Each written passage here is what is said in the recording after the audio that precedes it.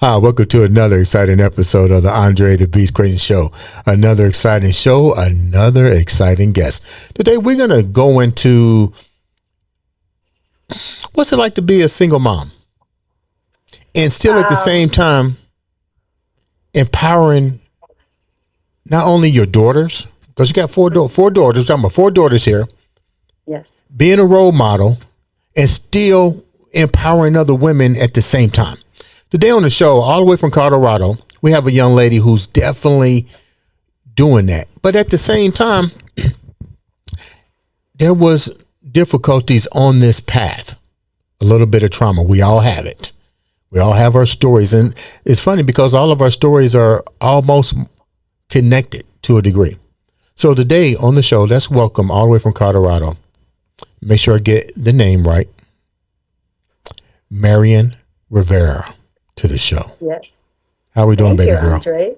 Thank you very much for letting me be on your show and pass along a little bit of knowledge, hopefully. Now, this is strange. You're in Colorado. Yes. But the journey started somewhere in Ohio. Am I correct? Actually, let's take it back to basics. The journey started in Hoboken, New Jersey, where I was born. Wow. Where I eventually ended up in Puerto Rico. Okay. So I grew up in Puerto Rico.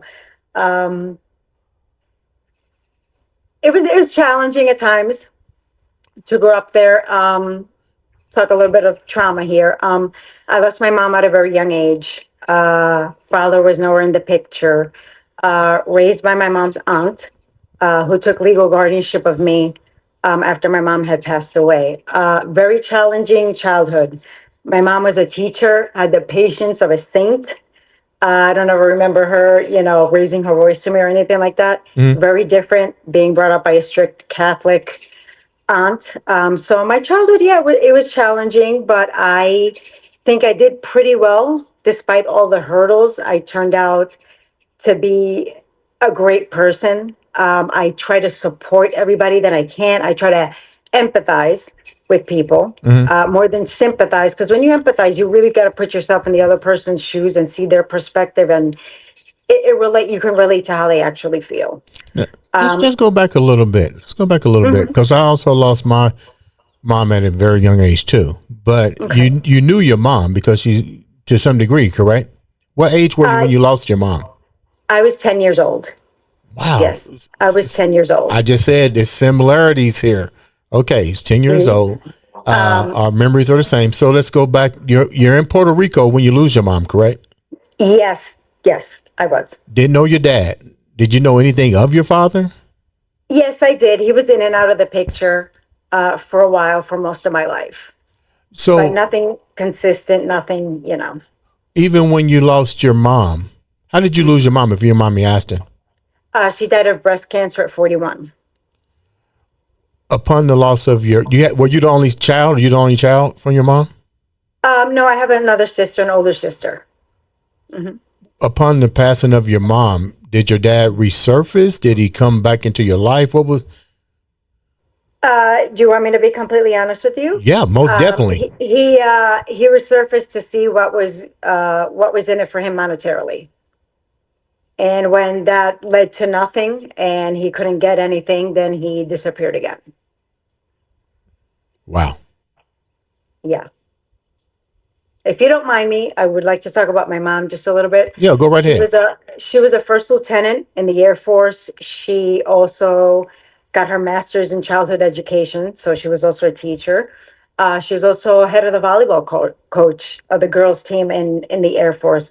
My mom was resilient, despite being sick and going through chemo treatments and trying experimental, trials and drugs that they had at the time to see if this could be slowed down or if anything, anything to prolong her life, was just resilient. She still went to school. She still got her master's. She still was always home, always taking care of my sister. It is just the strength that she had is what I admire the most, because I try to think and I try to put myself in that situation, and and you just don't know how you would have handled it. You know what That's I'm saying? It's yeah. just, she was resilient. And I would like to believe that I got most of my strength and most of my resiliency from her. From When her. you talk about the loss of your mom at such a young age, and now having to go stay with family, been there, I've done that. I know what it's like. How? But one thing, I'm gonna bring my own personal part in there too, so Oh, we can relate. of course. The difficult moments for me with the same Hmm. type of scenario was the relocation to another state, Hmm. the loss, trying to understand why the loss happened, Hmm. Absolutely. and trying to fit into a completely new environment and be accepted to some degree and still try to function at the same time. You nailed it. You nailed it. I went through all of that, from the loss of my mom. Like I said to my dad, once he found out there was nothing monetarily involved for him leaving. I do have an older sister, like I previously said, but we have different dads. Mhm. So after my mom passed away, she went to go live with her dad's family. So not only have I now experienced this traumatic loss, now the only other person that was with me consistently is gone.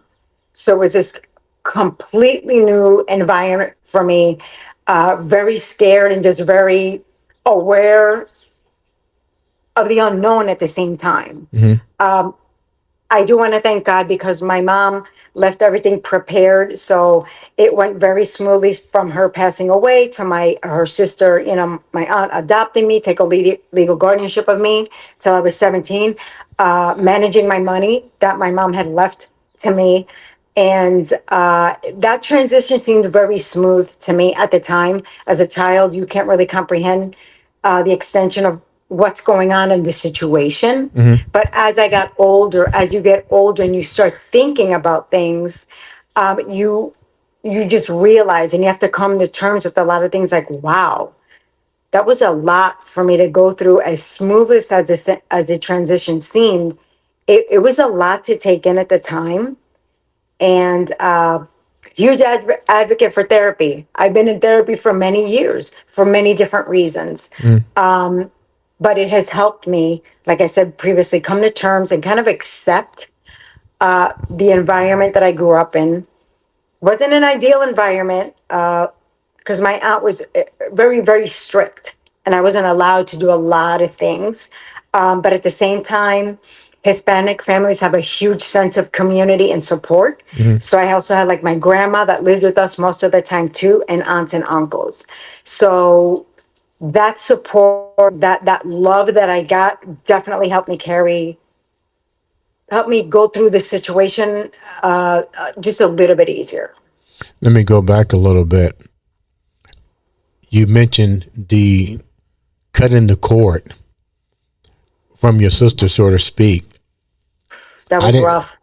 I was lucky. We the family stayed. My siblings stayed. We stayed together, even though my dad wanted to do like your what your sister did, wanted to take me. Hmm. The universe decided to keep the family together. I think that was a big help in of my involvement to keep moving forward. But unfortunately, with you, your sister went another Yeah, direction. How did you deal with that? How did both of you guys deal with communication? And more importantly, you got to realize you're 10 years old. You don't even really understand what death really means. She's exactly. not coming back. It's a whole new journey for you now. Hmm. More importantly, how did you and Um, your sister manage to keep the threads together? well, we kept in communication a lot. Like I would call her, I would write to her. Back in the '80s when people actually used to write letters and communicate with each other. And she would come to visit like every summer.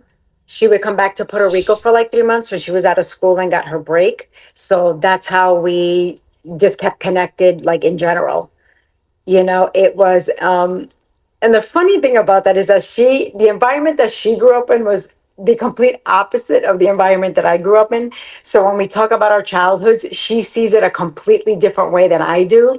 And that just like sometimes just makes me think like how, like just how crazy it seems at the moment that somebody who was with you your whole life all of a sudden leaves, but you just have different perspectives on what you Give me experience. an example of what she experienced versus what you experienced during this transformation. Okay, well, I'll be honest with you. I experienced the childhood of, like I said, living in Puerto Rico with aunts and uncles and my grandma. It was kind of harsh sometimes. My aunt was very, very, very hard on me. So imagine somebody, it was kind of, I'm not going to say it was emotional abuse. So, so here we go, dealing with the loss of my mom, dealing with my sister leaving. And now I'm coming into my teenage years. I'm trying to fit it. I'm trying to find myself, like my identity in general.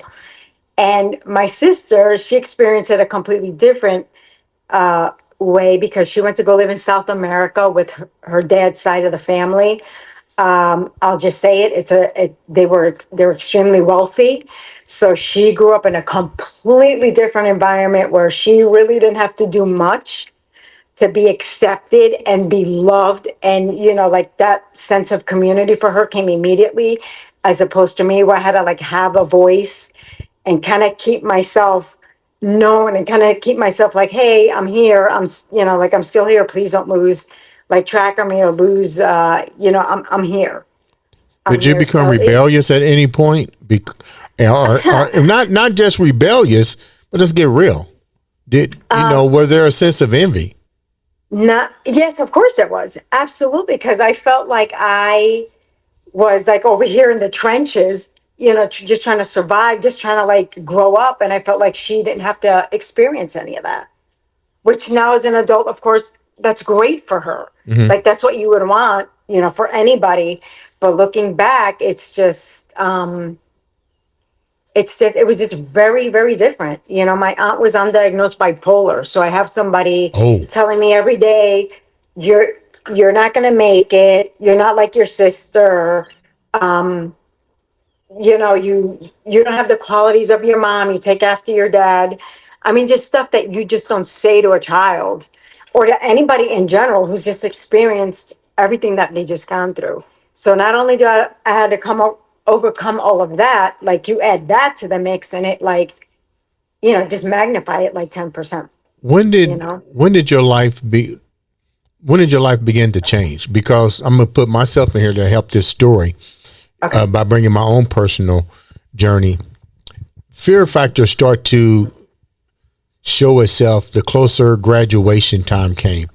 I had no guidance as it went to going to college. I had tons of scholarships, but nobody prepared me for a SAT. Nobody told me what life outside of high school was going to be.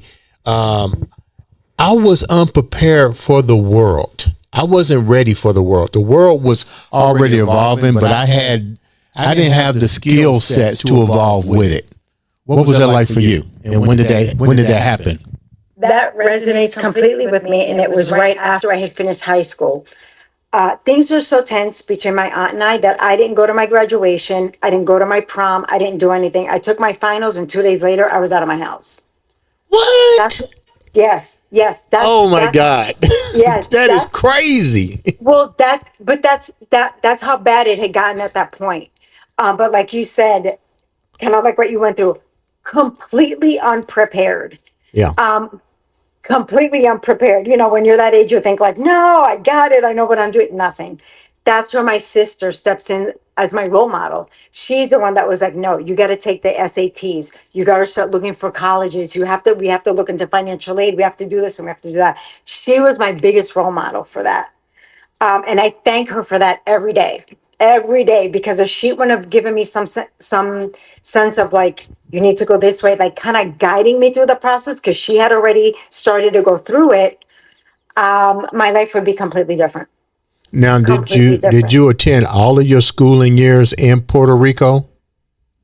Um, yes, probably from like third grade till high school. Yeah, till my senior year in high school. What's it like growing up in Puerto Rico from birth to high school? I mean, I know nothing of the culture. I know some Puerto Ricans, but it's not like that they share with me their culture, because their culture really is more U.S. based, because they didn't spend an entirety of their life from birth to high school. You did. What was that? What's that culture like?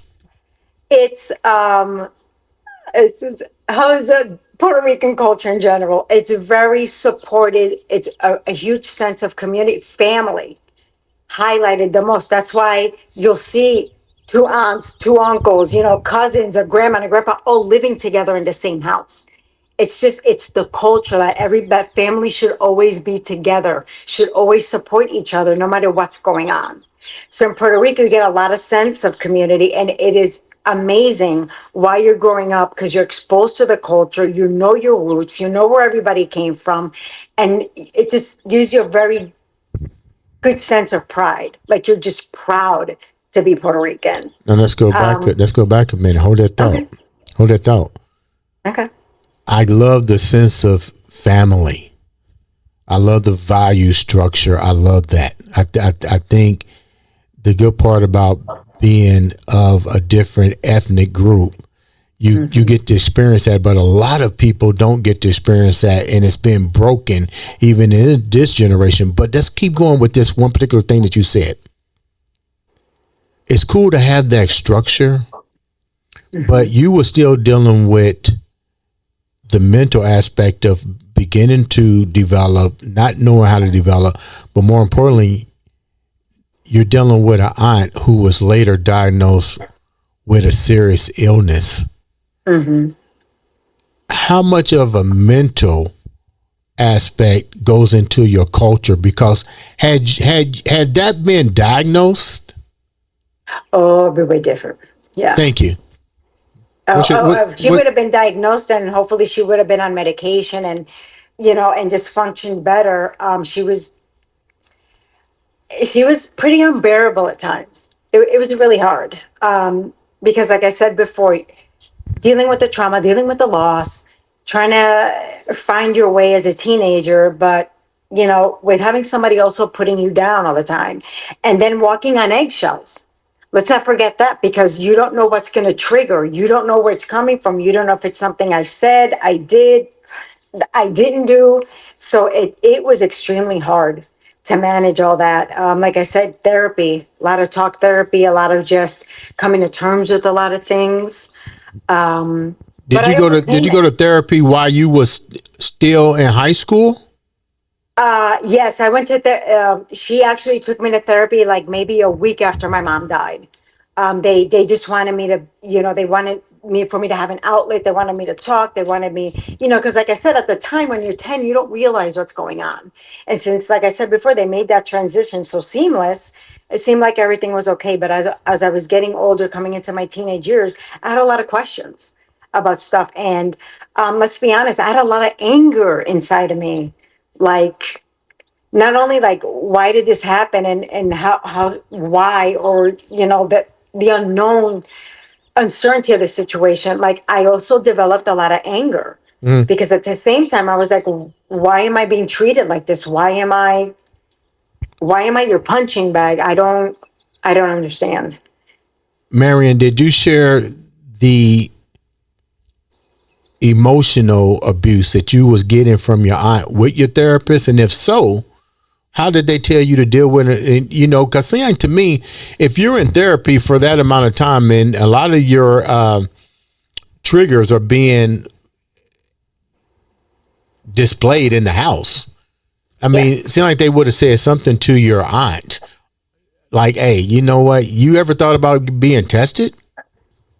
To be honest with you, I don't know if anybody ever approached her and like maybe asked her that, but I do remember my therapist kind of like bringing her in like after I had, my session or whatever, kind of like explaining to them, listen, like this isn't right. Like you shouldn't be talking to her a certain way. You shouldn't be making it harder for her than it is right now, because she's still a child and she's still trying to like, Hmm. figure stuff out and whatnot. But therapy, yes, I mean, I've always been a huge advocate for it, and I lay all my cards on the table. What you see is what you get. Mm, So I'm going to tell you what I'm going through, how I'm feeling, how can I, how do I deal with this? And they would suggest and kind of tell me, you know what, she's really not going about it the right way. mm, We understand that. They're like, she's a product of her environment. She's a product of like what she saw maybe growing up, and she's trying to do the best that she can, you know, with you. But yeah, they agreed. They're like, she's not going about it the right way. She's not being very nice about it. She's not being very considerate about it. So I had to find ways to kind of deal with that challenge. when you It was decided, hard. yeah, It was I bet hard. it is. When you decided to leave and go stateside, what was that like for you, and what made you decide to leave your structure, even though your aunt was later diagnosed? I mean, that's still the family structure. You had a supporting cast there, but you want to move on. You want to experience the world. So what made you decide to come to the United States, and where did you land once you took the boat and you came over here? um, I decided to leave because I was 17 when I graduated high school. So let's step back and remind you that she had legal guardianship of me till I was 18. Right. Um, Tensions were high. Like I said, never didn't go to graduation, didn't go to prom. I was like, mail me my diploma later. I'll deal with it later. She was fine with that because she knew that I was going. I needed to leave. But my sister, once again, was that role model for me. So my sister had already finished college and had taken a year off because she wasn't really, she didn't know exactly what she wanted to do. So the condition for me to leave Puerto Rico is that you can leave, but you have to go where your sister's at because technically I have legal guardianship of you till you're 18 and I'm really not supposed to let you leave. I'm like, that's fine. Let's pack up everything and let's go. Once I got to the oops sorry once I got to the mainland, I ended up in Arlington, Virginia, because that's where my sister was at, trying to figure out what she wanted to do after college. So I ended up there with her, let's say, for about 3 months. She figured out what she wanted to do. She got into Harvard Law School. She's like, now we're going to Boston. I'm like, Boston, here we come. Okay. So then I moved to Boston for 3 years. Um, I did go to college. I did not finish. I think that has to do with part of the immaturity uh, and not being able to experience stuff as a teenager back home. Right. I kind of felt like like I was a jailed bird. And once you open that cage Yeah. up, I was like, holy hell, here we go. Right. Right. Like now I went crazy. Let's be honest. I made friends. I went out. I found a part-time job, but I had things that I should have been able to do in high school. So maybe when I got over here to the mainland, I wouldn't have gotten a little bit crazy. But once again, my sister was there. She's always been my mentor. She stepped into that role like, hey, focus, focus, focus. Um, wasn't for me. At the time, I was just focused on other things. And that's just kind of like how life has taken me in like different directions. So let's move forward a little bit. You're Hmm. in the States. Your sister's focused. You're you're Yeah. you're you're wild and free right now, but you have four daughters. So life begins to change when you have daughter one. Hmm. What begins And to that would be, I'm sorry, I don't mean to interrupt no? you. Go ahead. What That would begins to be, happen then? well, let's backtrack a little bit. After we left Boston and everything, we ended up in Ohio. That's how I got to Ohio. Because once again, I followed my sister to Ohio. Because after she was done with her schooling, she married somebody from Ohio. What So part of now I live Ohio in were you Ohio. at? What part of Ohio? In Rocky River, Westlake area, which is the west side of Ohio, like west of the city, like You're maybe in. I know exactly where you're at. You're in Cleveland, Ohio, but you're in the suburbs yes, of in the suburbs Rocky. on the west side. You know Yes. how I know? Because I lived in Avon Lake. Oh no, you didn't. I also lived in Bay Village. Boom, boom. Small world here. Small world here. Yeah. Yeah. So you over in Wow. Rocky River. You over in Rocky River area. Yep. Okay. So I have daughter number one in 2000. Uh, Things start to change. I had moved to Ohio in 1996. So I have my first daughter. I had a steady job at that time, and it's just kind of like me and my daughter doing our thing. her dad and I separated early into the relationship. But here I am, first time single mom, holding it down, have a job, taking care of my daughter. Everything was going fine at that time. Uh, Once again, gotta bring my picture into the sister. She moves from Ohio, relocates here to Colorado. I stay with my daughter there and just I do my thing. I do my thing to the best of my ability, taking care of her, working, hustling, doing what I had to do for my daughter. Hmm. Daughters, I'm sorry, did you want No, no, me to no. say I'm something else? I'm listening. Okay. Other daughters come into the picture years later. Second daughter comes into the picture in 2006. Third daughter comes into the picture in 2009. Fourth daughter comes into the picture in 2010. Uh, so Uh, Kind of like an age gap there. Just want to let you know that my youngest three daughters are from a different partner that I had. My youngest is from, a previous relationship. Uh, it's been a ride. How can it not be a ride with four daughters? I try to do my best. I hold it down. I work full time. But my priorities are my daughters. Right. They're girls in a society where everybody wants to dictate to you how you have to look, how you have to fit in, how you should be thinking a certain way. I'm like, no, that's not, no, that's not what I'm trying to get my daughters to focus on. I'm trying to raise strong women that have a moral compass in them that's not going to falter no matter where they end up in life. Hmm. Show you manners, show you discipline so that when you get out on your own, you know how to do basic things for yourself. What's the You get, biggest? What's the biggest? Not to cut you off. What's the yeah. biggest fear factor? Because we got three daughters, different time periods. You're a Mm-hmm. single mom. The dad's Mm-hmm. whatever. What's the Mm-hmm. fear Mm-hmm. factors here? Because you can see one. That's Mm-hmm. that's your pride and joy. Just call it what it is. Your first. You Mm-hmm. protect Yep. like Mama Bear. The second one, you Oh, kind of get used to it, but yes. still, you still dealing. You're still a mom. Then you got Yes. two, three. What are the fear factors here? Because now you're. I know the ideal is to keep the dad there, but it didn't work out. What's the fear factors here? The fear factor is that they're all girls. They're all women. I have to play the role of mom and dad. Um, so it takes a lot out of me. Uh, it takes a lot out of me, like emotionally and physically and mentally, because I just want my daughters, given that the environment and the way the world is nowadays, Hmm. with so much uncertainty and with just fear of the unknown in general, I want to have them centered. I want to have them be like, nope, mom taught me, like, like mom is a great example. You don't stop. You keep hustling. Hurdles are going to come up. Yes. And you're going to be distracted and different things are going to be thrown at you, but you have to stay focused. I just want you to stay focused.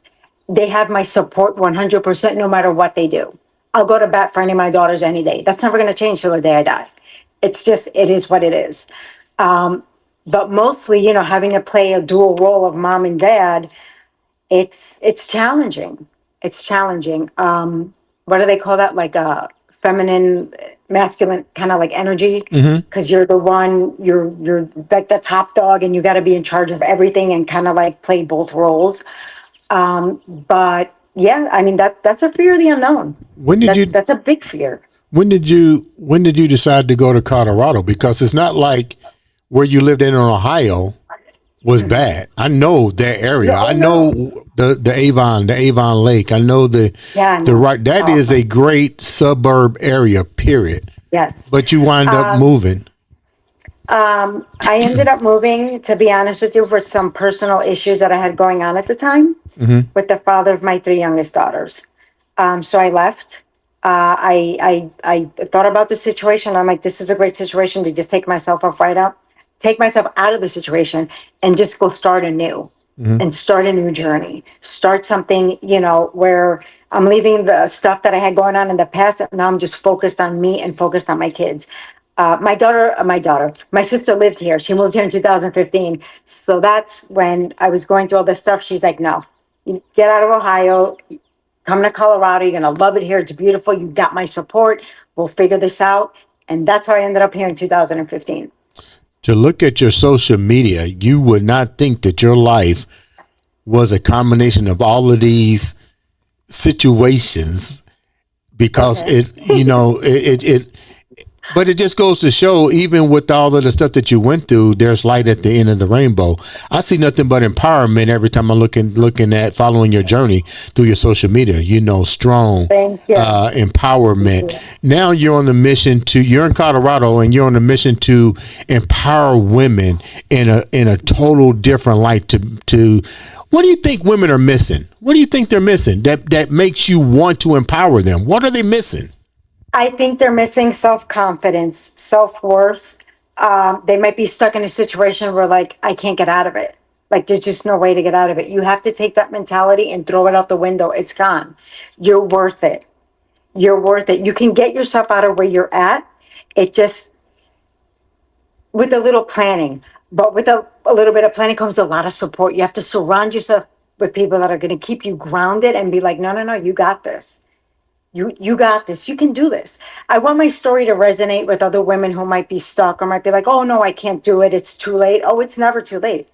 Like I said before, I'm 52 years old. I'm trying to start my journey now. Let's go back. Let's go back. What was you give an example of a moment that it's easy said and done. It's always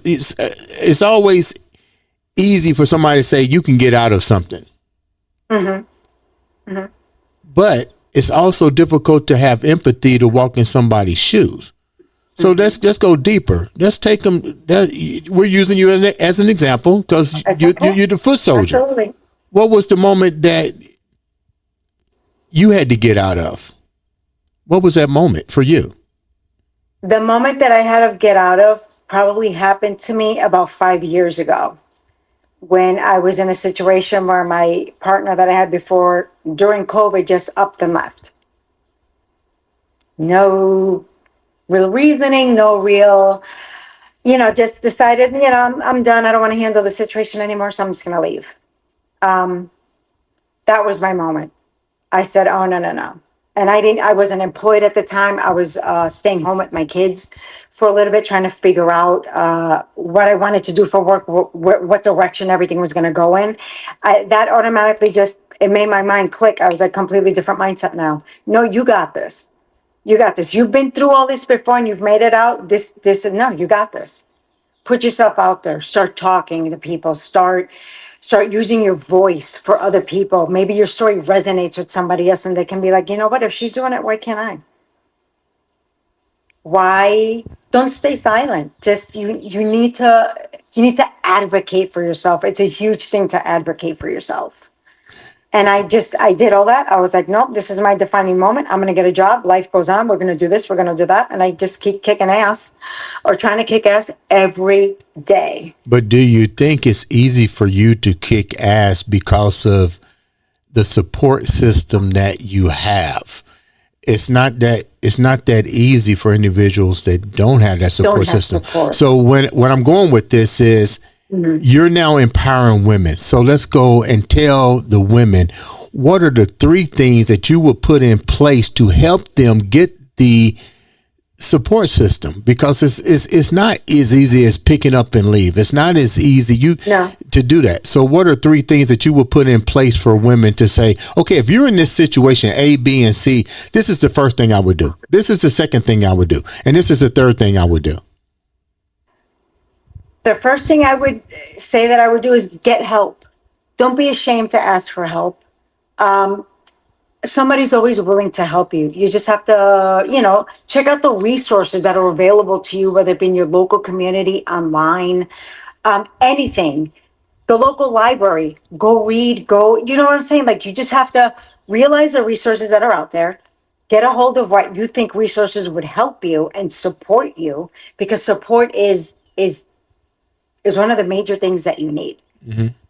Um, Secondly, I would tell them, don't, like I said before, don't be afraid to ask for help, but also don't be afraid to advocate for yourself, to reach out to people and seek some kind of support, whether that be in church, at work, at your job. I think there's a lot of resources out there that people don't know that they're available to them. Mhm. Um, put everything into perspective. Kind of like think about everything where you've gone through. Kind of think about it as a teaching experience.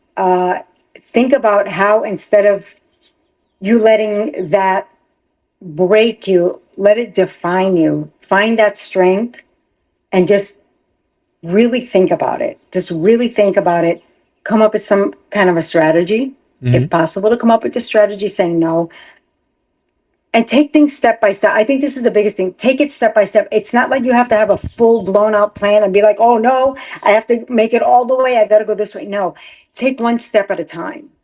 One step at a time. It's not. It's not about rushing to do things and getting the end result. There's a journey that you have to go on, and the steps that you take to get there are going to lead you through. They're going to show you the light at the end of the tunnel. You now have four daughters. Did I get it right? Yes, I have four Four daughters. daughters. Three of them are teenagers. How do they view their mom? How do they view their mom now? That is a great question because we were talking about this the other day with me trying to, on social media, trying to do stuff like that. Um, I think I don't think I know that they're proud of me, but being at the age that they are, it's kind of weird for them. Like, ew, that's my mom. Like, what is she doing? Why is she trying to put herself out there and talk and do this and do that? And I just want to tell them, why not? Why not? It doesn't matter what age you're at or what you're doing. Like, why not? If you want to support and help people, why not do it? I tell them that every day. I'm like, don't you do that in school? Don't you support people? Don't you talk to your friends? Don't you, relate to people? You, So it's a little awkward for them. I think it's a little awkward that I'm all exposed and all putting myself all out there. My oldest daughter, who's 27, is a fierce supporter of mine. She thinks it's outstanding. She's like, Mom, I'm so proud of you. I can't believe that you're doing what this. does she think you should share mostly with people at 27 years old? Because for her to be one of your biggest cheerleaders, Always been. there had to be something about you guys' bond that she saw you go through. What does she want you to capitalize more with the public? She's like, Mom, you need to just put yourself out there. She knows how I am personally. She knows that I'm kind of like, kind of like what you see is what you get. Mhm. And I'm funny and I try to bring light to the situation. I'm just always encouraging people. She's like, Mom, that's what you need to bring to like the platform. She's like, other women your age.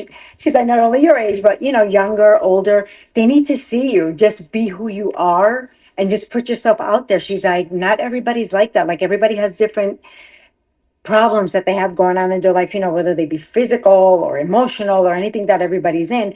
She's like, Mom, anytime I'm around you, she's like, I feel that energy. You're She feels 50. it. You're 52 years old. Beautiful at 52 years old. Thank you. Um, but what messages are you getting from the women that are your age and the young women? Because every time I look at the social media, I'm either seeing a OnlyFans ad or a woman's trying to get approval, likes and stuff. I'm not seeing a woman really talking about empowerment more so than trying to outdo the other woman as far as looks. No, and you shouldn't and you shouldn't do that.